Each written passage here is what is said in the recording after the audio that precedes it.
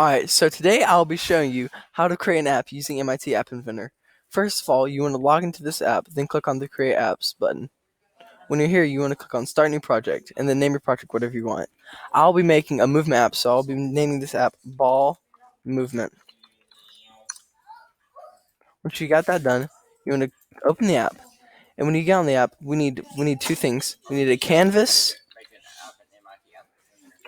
right here. Place that right there. And you wanna click on here and go to fill parent. What that does, it'll go across the entire screen on width or height, whichever one you do. And when you click on both of them, it will fill the entire screen. So now you need a ball right here. Put the ball in here as so, and then you want to increase the size of the ball so it's a little more noticeable. I'll make mine 20 there, like that. And you want to increase the speed. I'll make the speed 10, so it actually goes across the screen. And then you want to change the interval. If it's at 100, it'll just make it bounce left and right.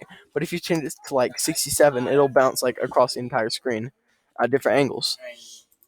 So then you need to go to the blocks. And you need 3 blocks. You need this block right here, win ball 1 edge reach. You need this ball right here, called ball to edge. And then you need to go to the variables tab and go to the get one. You place that inside right there and click on edge.